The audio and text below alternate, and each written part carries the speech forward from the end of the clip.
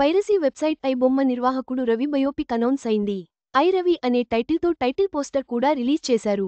అతని అరెస్ట్, అక్రమ కార్యకలాపాలు వెలుగులోకి వచ్చిన నేపథ్యంలో వస్తున్న ఈ సినిమాపై సోషల్ మీడియాలో చర్చ జరుగుతోంది. గత కొన్ని రోజులుగా ఐ బొమ్మ వెబ్సైట్, దాని నిర్వాహకుడు రవి వార్తల్లో నిలిచిన సంగతి తెలిసిందే. ఐ బొమ్మలో పైరసీ సినిమాలు చూపించి ఇండస్ట్రీకి వేల కోట్ల నష్టం కలిగించాడు ఇమ్మడి రవి. పైగా దమ్ముంటే పట్టుకోమని పోలీసులకు ఛాలెంజ్ చేయడంతో పోలీసులు ఐ బొమ్మ రవిని అరెస్ట్ చేశారు.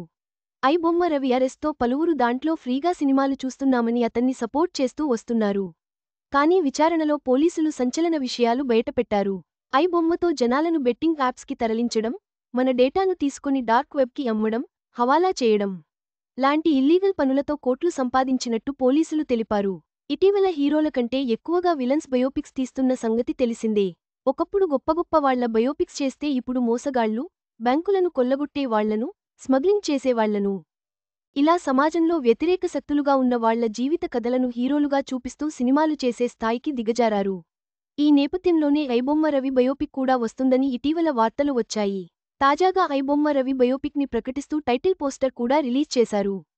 తేజ్ క్రియేటివ్ వర్క్స్ నిర్మాణ సంస్థలో యూట్యూబ్ ఫేమ్ దొరసాయి తేజ నటిస్తూ దర్శకుడిగా ఈ బయోపిక్ని తెరకెక్కిస్తున్నాడు. ఈ సినిమాకు ఐ రవి అనే టైటిల్ని ప్రకటించారు. దీంతో ఈ సినిమాపై ఆసక్తి నెలకొంది.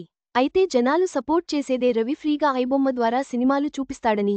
మరి ఫ్రీగా సినిమాలు చూపించేవాడి సినిమా థియేటర్లో వేస్తే ఎందుకు డబ్బులు పెట్టుకుని వస్తారు? అది కూడా ఫ్రీగానే చూడాలనుకుంటారు కదా. ఆ సినిమా కూడా పైరసీనే చూస్తాము అని కామెంట్స్ చేస్తున్నారు నెటిజన్లు. మరి ఈ ఐబొమ్మ రవి బయోపిక్ ఐ రవి ఎలా ఉంటుందో, ఎప్పుడు వస్తుందో చూడాలి.